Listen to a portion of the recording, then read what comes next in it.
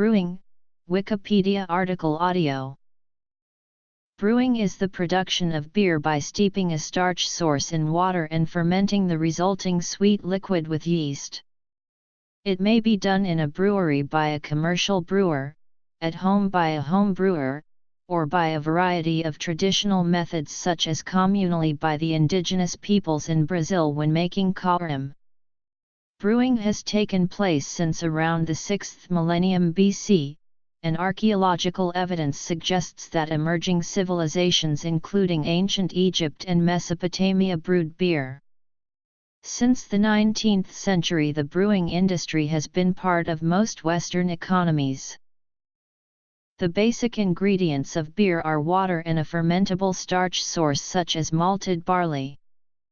Most beer is fermented with a brewer's yeast and flavored with hops. Less widely used starch sources include millet, sorghum, and cassava.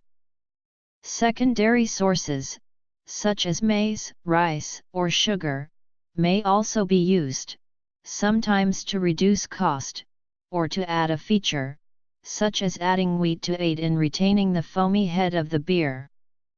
The proportion of each starch source in a beer recipe is collectively called the grain bill. History. Ingredients. Steps in the brewing process include malting, milling, mashing, lautering, boiling, fermenting, conditioning, filtering, and packaging.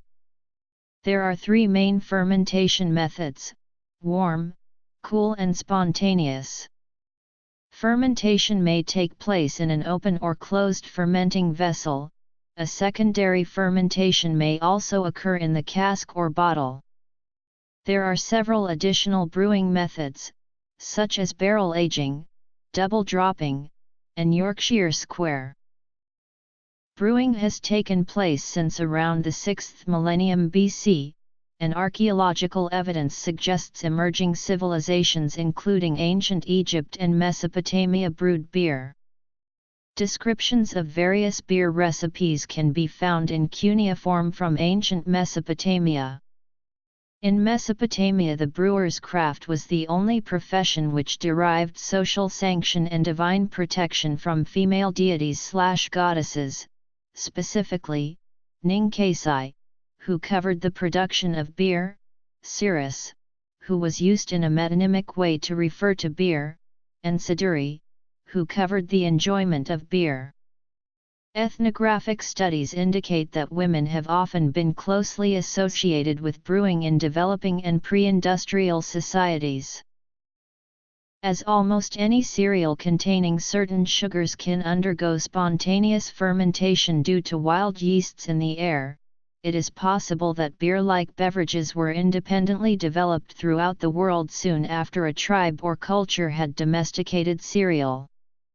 Chemical tests of ancient pottery jars reveal that beer was produced as far back as about 7,000 years ago in what is today Iran. This discovery reveals one of the earliest known uses of fermentation and is the earliest evidence of brewing to date. In Mesopotamia, the oldest evidence of beer is believed to be a 6,000-year-old Sumerian tablet depicting people drinking a beverage through reed straws from a communal bowl.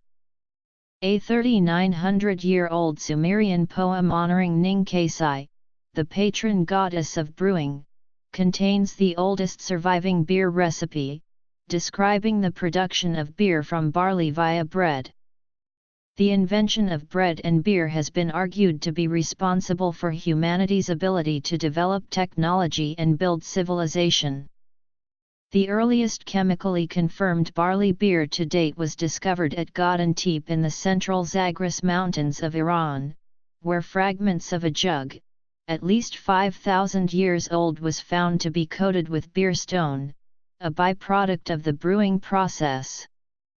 Beer may have been known in Neolithic Europe as far back as 5,000 years ago, and was mainly brewed on a domestic scale.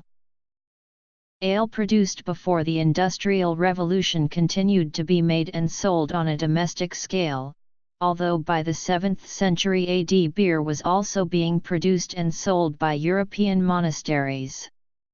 During the Industrial Revolution, the production of beer moved from artisanal manufacture to industrial manufacture, and domestic manufacture ceased to be significant by the end of the 19th century.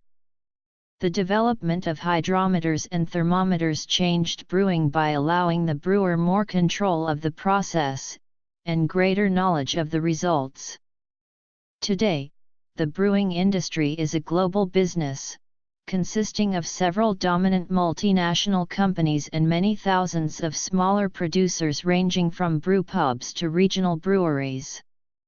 More than 133 billion liters are sold per year, producing total global revenues of $294.5 billion in 2006.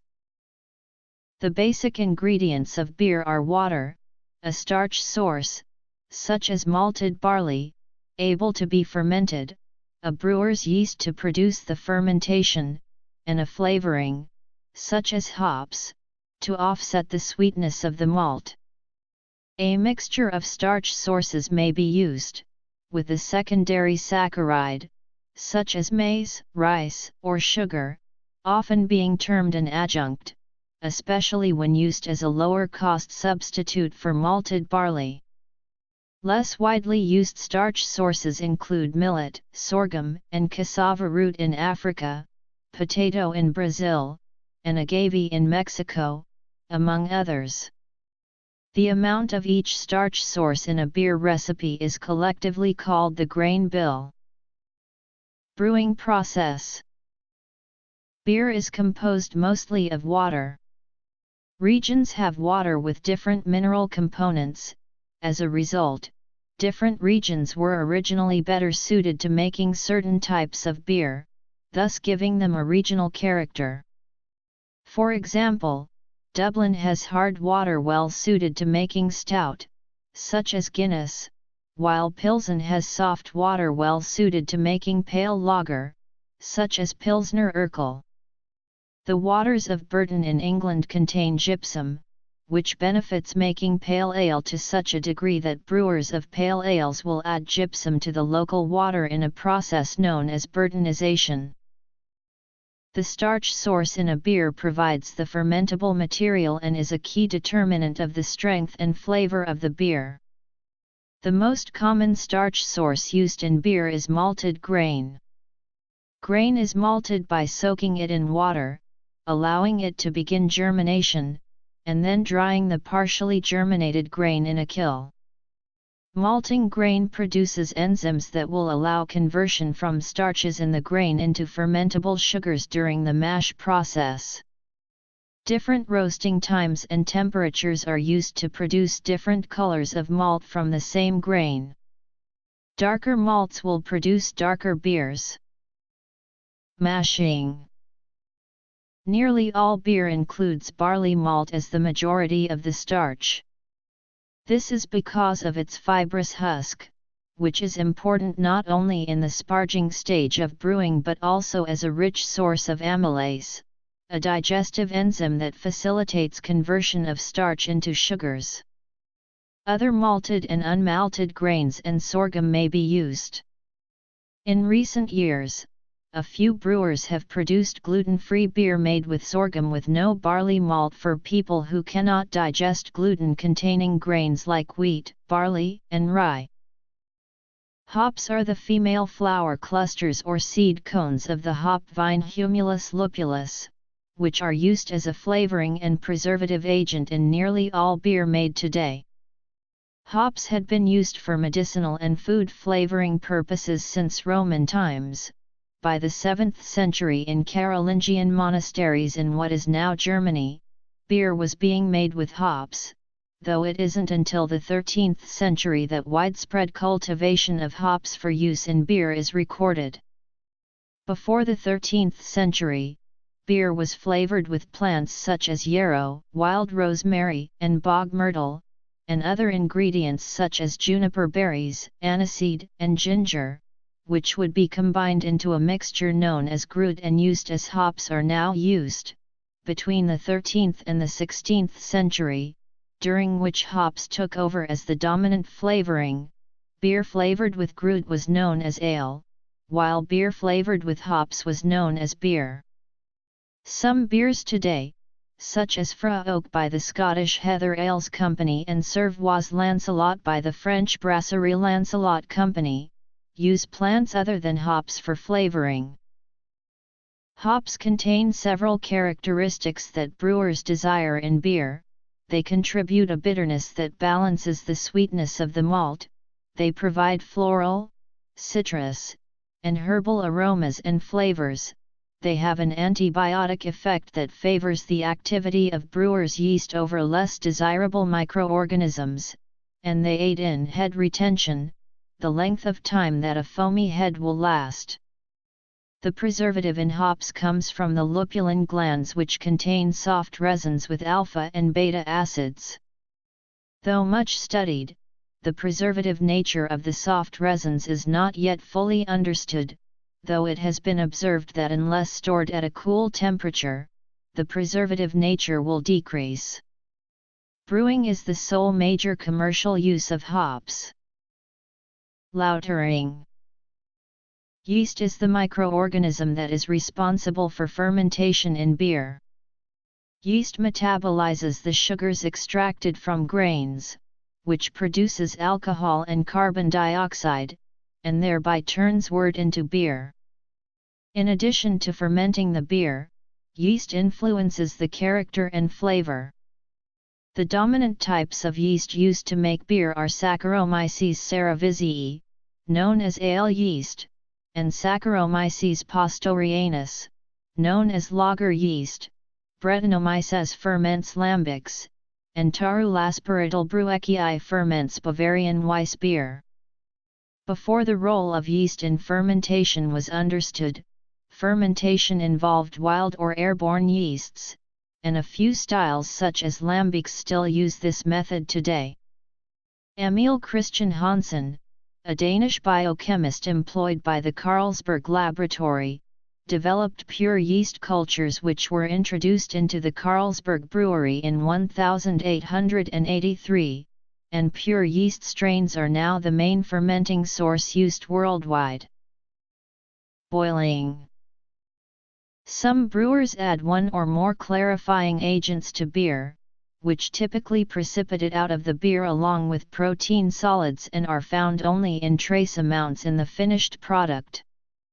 This process makes the beer appear bright and clean, rather than the cloudy appearance of ethnic and older styles of beer such as wheat beers.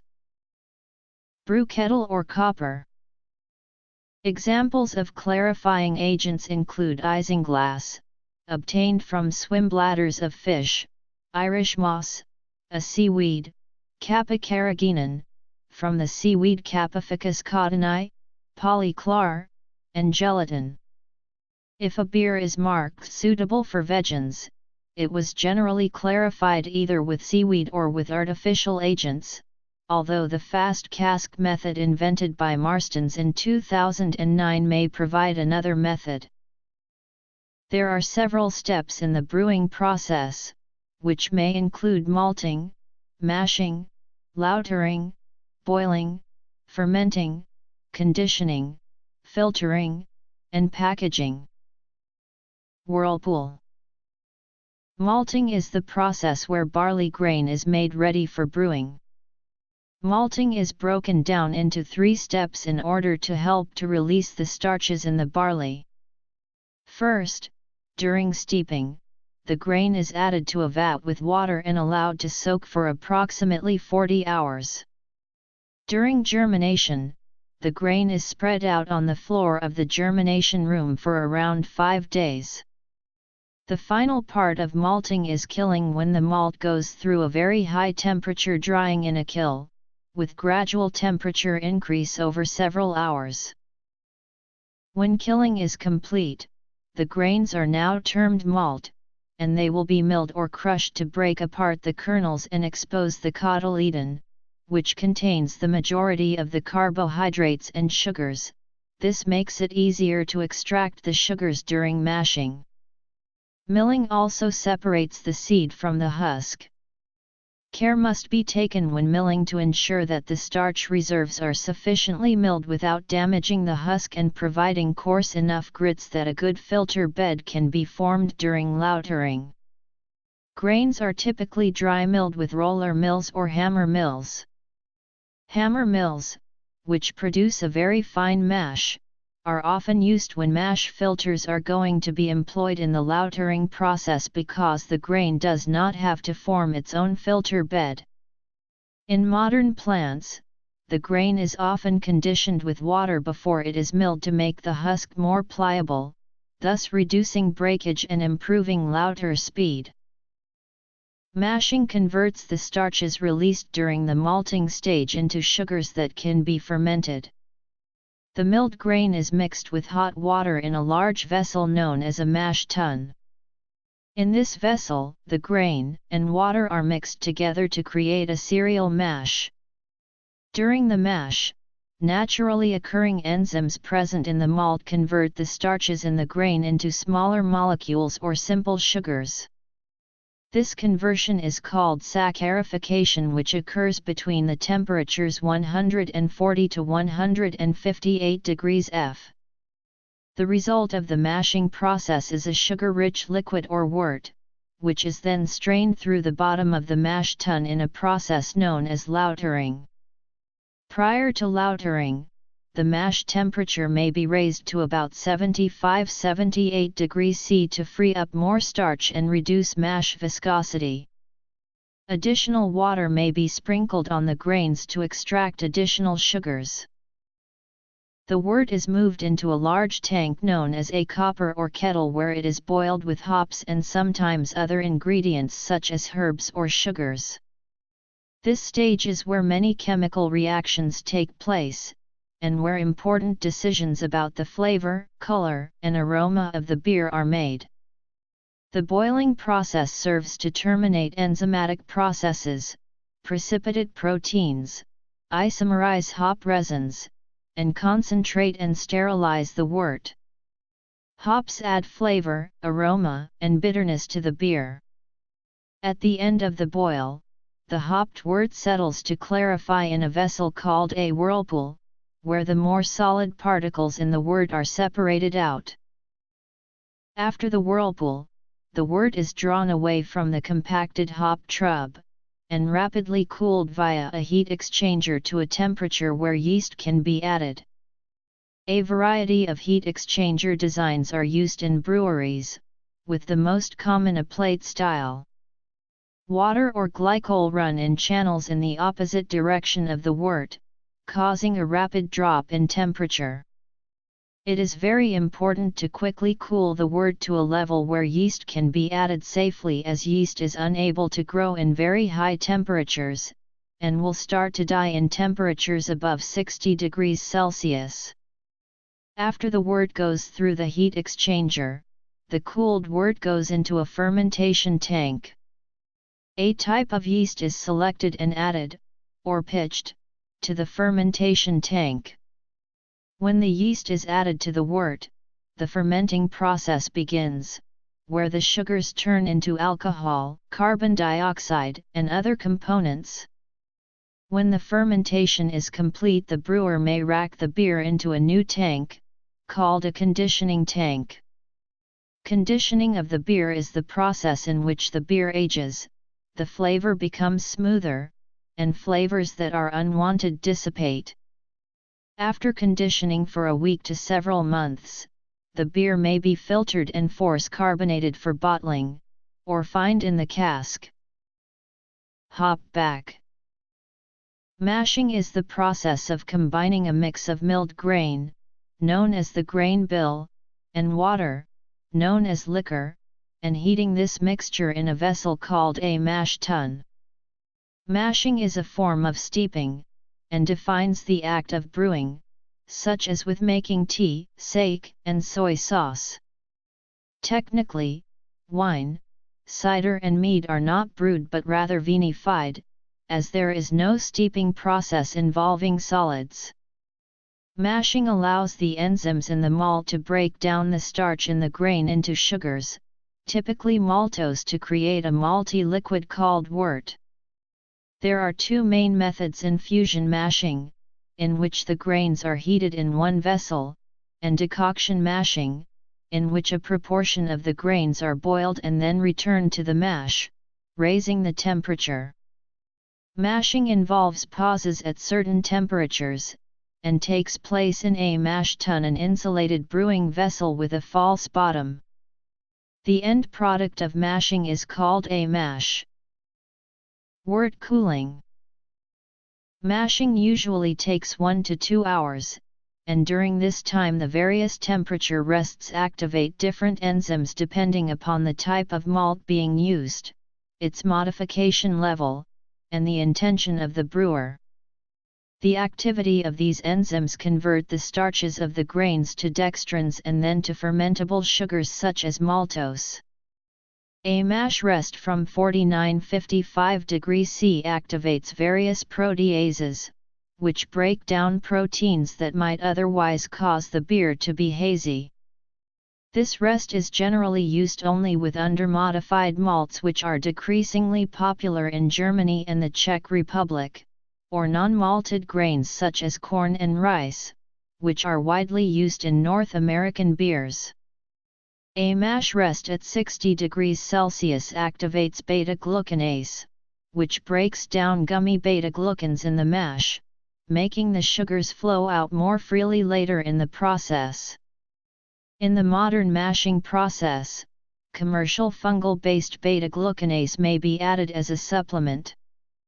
Finally, a mash rest temperature of 65–71 degrees C is used to convert the starches in the malt to sugar, which is then usable by the yeast later in the brewing process.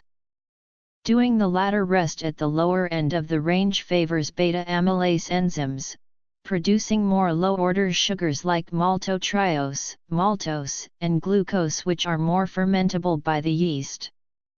This in turn creates a beer lower in body and higher in alcohol.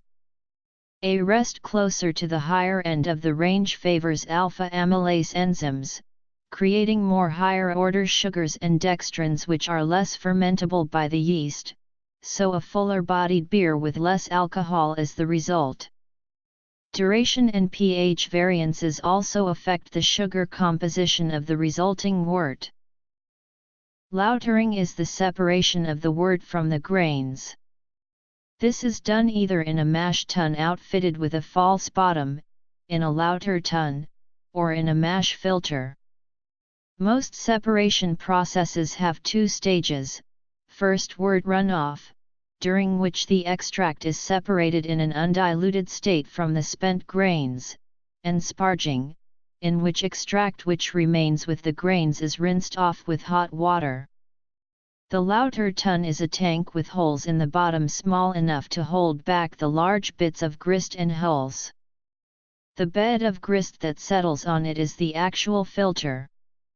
Some lauter tuns have provision for rotating rakes or knives to cut into the bed of grist to maintain good flow.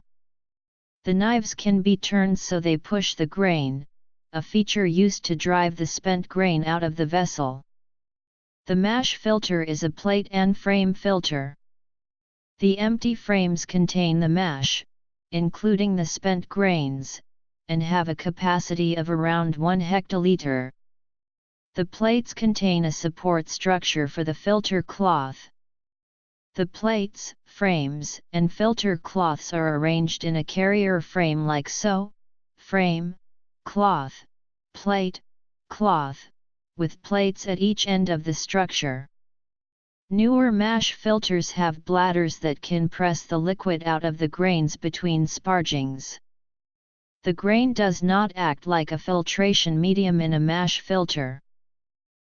After mashing, the beer wort is boiled with hops in a large tank known as a copper or brew kettle, though historically the mash vessel was used and is still in some small breweries.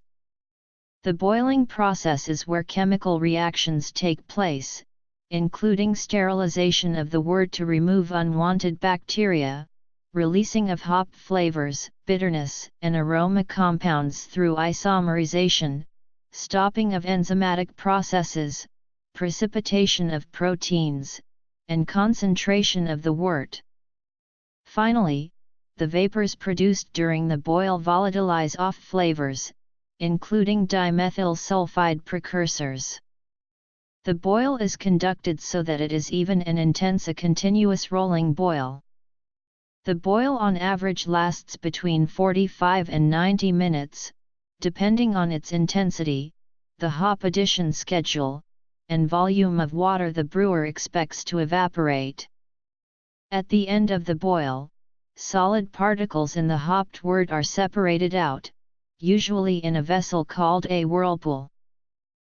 Copper is the traditional material for the boiling vessel, because copper transfers heat quickly and evenly, and because the bubbles produced during boiling, and which would act as an insulator against the heat, do not cling to the surface of copper, so the wort is heated in a consistent manner. The simplest boil kettles are direct fired, with a burner underneath. These can produce a vigorous and favorable boil, but are also apt to scorch the wort where the flame touches the kettle, causing caramelization and making cleanup difficult. Most breweries use a steam-fired kettle, which uses steam jackets in the kettle to boil the wort. Breweries usually have a boiling unit either inside or outside of the kettle, usually a tall, thin cylinder with vertical tubes, called a calandria, through which wort is pumped. Fermenting. Fermentation methods.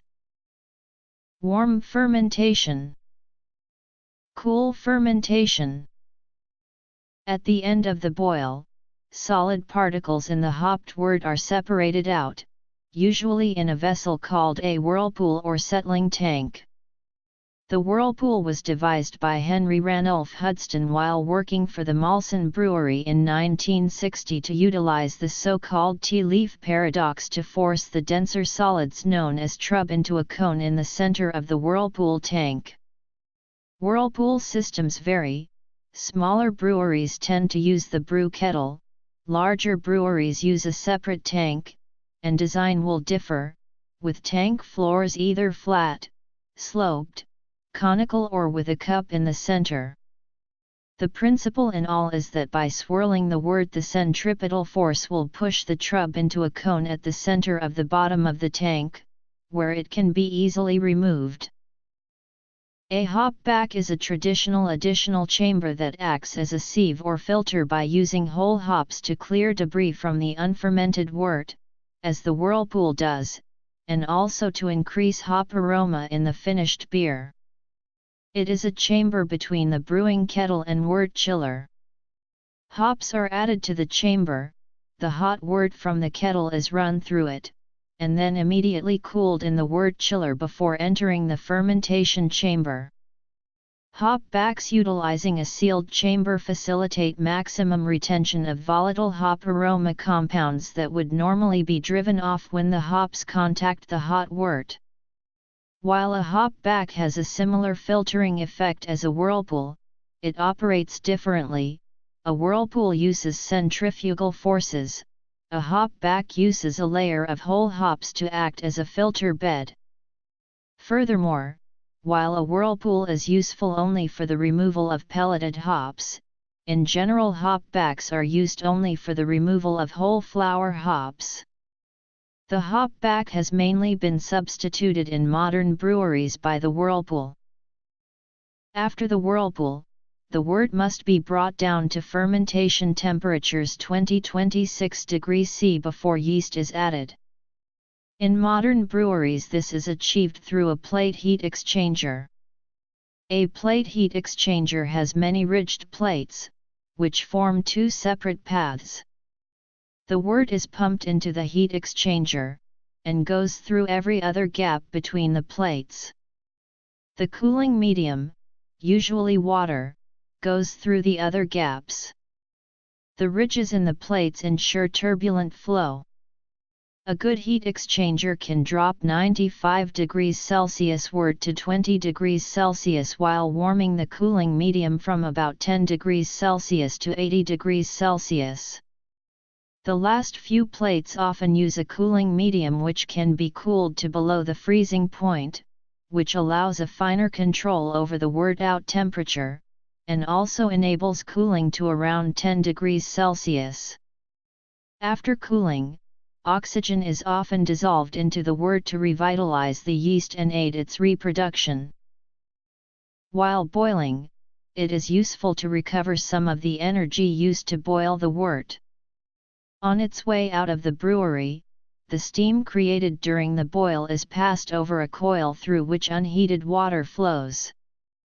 By adjusting the rate of flow, the output temperature of the water can be controlled. This is also often done using a plate heat exchanger. The water is then stored for later use in the next mash, in equipment cleaning, or wherever necessary. Another common method of energy recovery takes place during the wort cooling. When cold water is used to cool the wort in a heat exchanger, the water is significantly warmed. In an efficient brewery, cold water is passed through the heat exchanger at a rate set to maximize the water's temperature upon exiting. This now hot water is then stored in a hot water tank. Fermentation takes place in fermentation vessels which come in various forms, from enormous cylindroconical vessels, through open stone vessels, to wooden vats. After the wort is cooled and aerated, usually with sterile air, yeast is added to it, and it begins to ferment. It is during this stage that sugars won from the malt are converted into alcohol and carbon dioxide, and the product can be called beer for the first time. Most breweries today use cylindroconical vessels, or CCVs, which have a conical bottom and a cylindrical top. The cone's aperture is typically around 60 degrees, an angle that will allow the yeast to flow towards the cone's apex, but is not so steep as to take up too much vertical space. CCVs can handle both fermenting and conditioning in the same tank. At the end of fermentation, the yeast and other solids which have fallen to the cone's apex can be simply flushed out of a port at the apex. Open fermentation vessels are also used, often for show in brewpubs, and in Europe in wheat beer fermentation. These vessels have no tops, which makes harvesting top fermenting yeasts very easy. The open tops of the vessels make the risk of infection greater, but with proper cleaning procedures and careful protocol about who enters fermentation chambers, the risk can be well controlled. Fermentation tanks are typically made of stainless steel. If they are simple cylindrical tanks with beveled ends, they are arranged vertically, as opposed to conditioning tanks which are usually laid out horizontally. Only a very few breweries still use wooden vats for fermentation, as wood is difficult to keep clean and infection-free and must be repitched more or less yearly. There are three main fermentation methods: warm, cool and wild or spontaneous. Fermentation may take place in open or closed vessels. There may be a secondary fermentation which can take place in the brewery, in the cask or in the bottle. Spontaneous fermentation. Brewing yeasts are traditionally classed as top cropping and bottom cropping. Yeast were termed top or bottom cropping, because in traditional brewing yeast was collected from the top or bottom of the fermenting wort to be reused for the next brew. This terminology is somewhat inappropriate in the modern era. After the widespread application of brewing mycology, it was discovered that the two separate collecting methods involved two different yeast species that favored different temperature regimes, namely Saccharomyces cerevisiae in top cropping at warmer temperatures and Saccharomyces pastorianus in bottom cropping at cooler temperatures. As brewing methods changed in the 20th century, cylindroconical fermenting vessels became the norm, and the collection of yeast for both Saccharomyces species is done from the bottom of the fermenter, thus the method of collection no longer implies a species association. There are a few remaining breweries who collect yeast in the top cropping method, such as Samuel Smith's Brewery in Yorkshire, Marston's in Staffordshire, and several German Hefeweizen producers. For both types, yeast is fully distributed through the beer while it is fermenting, and both equally flocculate when fermentation is finished. By no means do all top cropping yeasts demonstrate this behavior, but it features strongly in many English yeasts that may also exhibit chain forming, which is in the technical sense different from true flocculation. The most common top cropping brewer's yeast, Saccharomyces cerevisiae, is the same species as the common baking yeast. However, baking and brewing yeasts typically belong to different strains, cultivated to favor different characteristics. Baking yeast strains are more aggressive, in order to carbonate dough in the shortest amount of time. Brewing yeast strains act slower, but tend to tolerate higher alcohol concentrations. Modern quantitative genomics has revealed the complexity of Saccharomyces species to the extent that yeasts involved in beer and wine production commonly involve hybrids of so-called pure species. As such, the yeasts involved in what has been typically called top cropping or top fermenting ale may be both Saccharomyces cerevisiae and complex hybrids of Saccharomyces cerevisiae and Saccharomyces kudryavziae.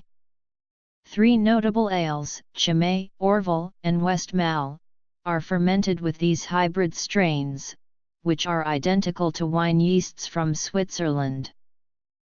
In general, yeasts such as Saccharomyces cerevisiae are fermented at warm temperatures between 15 and 20 degrees Celsius, occasionally as high as 24 degrees Celsius, while the yeast used by Brasserie Dupont for Saison ferments even higher at 29 to 35 degrees Celsius.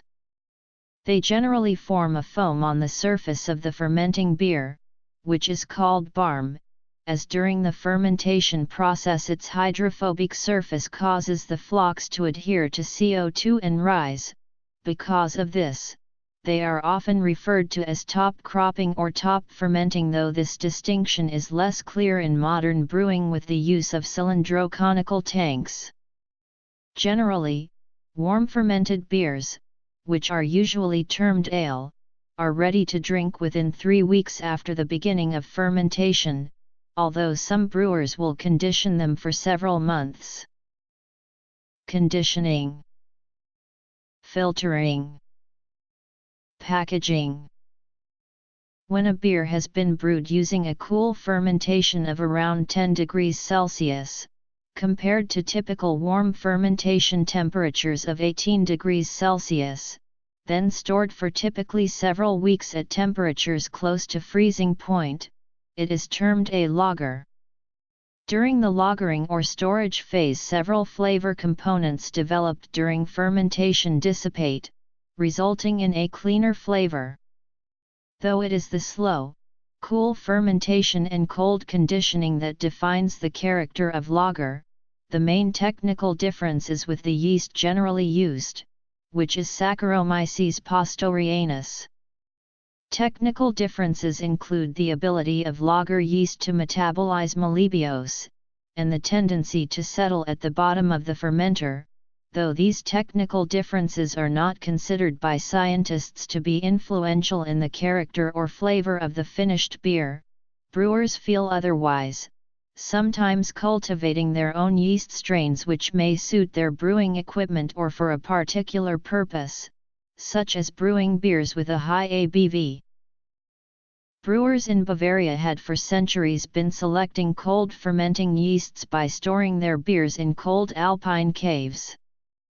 The process of natural selection meant that the wild yeasts that were most cold tolerant would be the ones that would remain actively fermenting in the beer that was stored in the caves.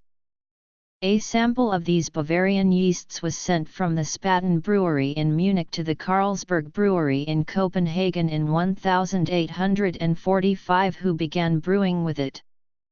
In 1883, Emil Hansen completed a study on pure yeast culture isolation, and the pure strain obtained from Spaten went into industrial production in 1884 as Carlsberg yeast No. 1.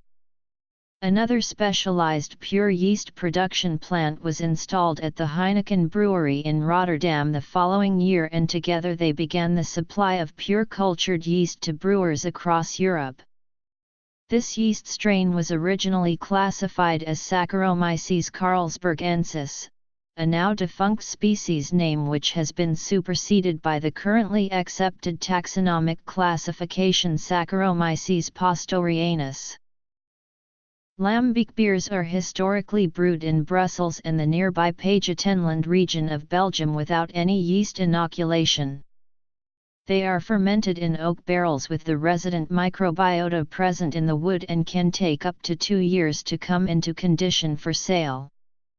However, with the advent of yeast banks and England's national collection of yeast cultures, brewing these beers, albeit not through spontaneous fermentation, is possible anywhere. Specific bacteria cultures are also available to reproduce certain styles. Brettanomyces is a genus of yeast important in brewing lambic, a beer produced not by the deliberate addition of brewers' yeasts, but by spontaneous fermentation with wild yeasts and bacteria. After an initial or primary fermentation, beer is conditioned, matured, or aged, in one of several ways, which can take from 2 to 4 weeks, several months, or several years, depending on the brewer's intention for the beer. The beer is usually transferred into a second container, so that it is no longer exposed to the dead yeast and other debris that have settled to the bottom of the primary fermenter. This prevents the formation of unwanted flavors and harmful compounds such as acetaldehyde. Krausening is a conditioning method in which fermenting wort is added to the finished beer. The active yeast will restart fermentation in the finished beer, and so introduce fresh carbon dioxide. The conditioning tank will be then sealed so that the carbon dioxide is dissolved into the beer, producing a lively condition or level of carbonation. The krausening method may also be used to condition bottled beer. Byproducts. Lagers are stored at cellar temperature or below for 1–6 months while still on the yeast. The process of storing, or conditioning, or maturing, or aging a beer at a low temperature for a long period is called lagering, and while it is associated with lagers, the process may also be done with ales, with the same result that of cleaning up various chemicals, acids, and compounds. During secondary fermentation, most of the remaining yeast will settle to the bottom of the second fermenter, yielding a less hazy product. Some beers undergo an additional fermentation in the bottle, giving natural carbonation. This may be a second or third fermentation. They are bottled with a viable yeast population in suspension. If there is no residual fermentable sugar left, sugar or wort or both may be added in a process known as priming. The resulting fermentation generates CO2 that is trapped in the bottle, remaining in solution and providing natural carbonation. Bottle-conditioned beers may be either filled unfiltered direct from the fermentation or conditioning tank, or filtered and then reseeded with yeast. Cask ale or cask-conditioned beer is unfiltered and unpasteurized beer that is conditioned and served from a cask, either pumped up from a cellar via a beer engine, or from a tap by gravity. Sometimes a cask breather is used to keep the beer fresh by allowing carbon dioxide to replace oxygen as the beer is drawn off the cask. The term real ale, as used by the Campaign for Real Ale, refers to beer served without the use of extraneous carbon dioxide, which would disallow the use of a cask breather. Filtering the beer stabilizes the flavor, and gives beer its polished shine and brilliance. Not all beer is filtered. When tax determination is required by local laws, it is typically done at this stage in a calibrated tank. There are several forms of filters. They may be in the form of sheets or candles, or they may be a fine powder such as diatomaceous earth, also called kieselguhr. The powder is added to the beer and recirculated past screens to form a filtration bed.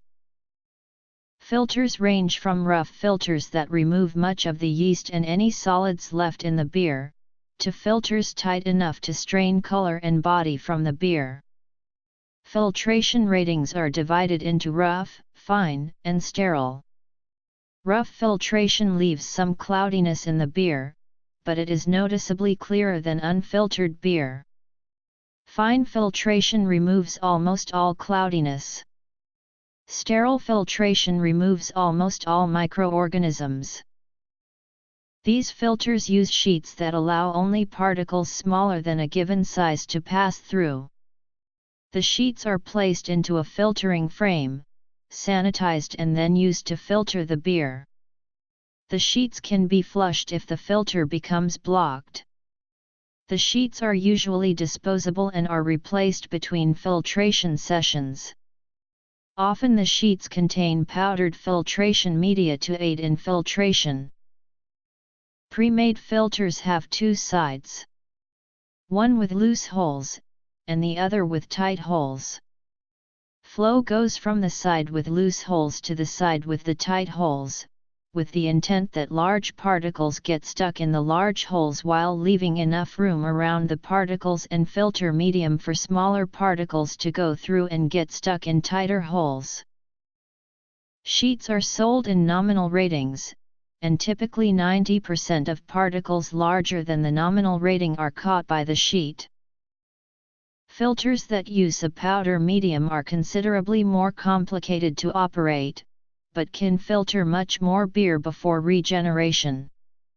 Common media include diatomaceous earth and perlite. Brewing industry. Packaging is putting the beer into the containers in which it will leave the brewery. Typically, this means putting the beer into bottles, aluminum cans, kegs, or casks, but it may include putting the beer into bulk tanks for high-volume customers. Brewing byproducts are spent grain and the sediment from the filtration process, which may be dried and resold as brewer's dried yeast for poultry feed, or made into yeast extract, which is used in brands such as Vegemite and Marmite. The process of turning the yeast sediment into edible yeast extract was discovered by German scientist Justus Liebig. Brewer's spent grain is the main byproduct of the brewing process. It consists of the residue of malt and grain which remains in the mash kettle after the mashing and lautering process. It consists primarily of grain husks, pericarp, and fragments of endosperm. As it mainly consists of carbohydrates and proteins, and is readily consumed by animals, spent grain is used in animal feed. Spent grains can also be used as fertilizer, whole grains in bread, as well as in the production of flour and biogas. Spent grain is also an ideal medium for growing mushrooms, such as shiitake, and already some breweries are either growing their own mushrooms or supplying spent grain to mushroom farms. Spent grains can be used in the production of red bricks, to improve the open porosity and reduce thermal conductivity of the ceramic mass.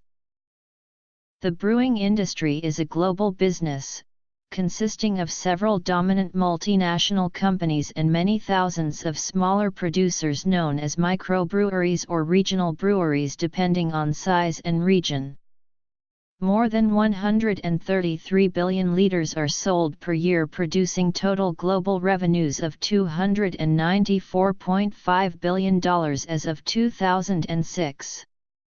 SAB Miller became the largest brewing company in the world when it acquired Royal Grolsch, brewer of Dutch premium beer brand Grolsch. InBev was the second largest beer-producing company in the world and Anheuser-Busch held the third spot, but after the acquisition of Anheuser-Busch by InBev, the new Anheuser-Busch InBev company is currently the largest brewer in the world.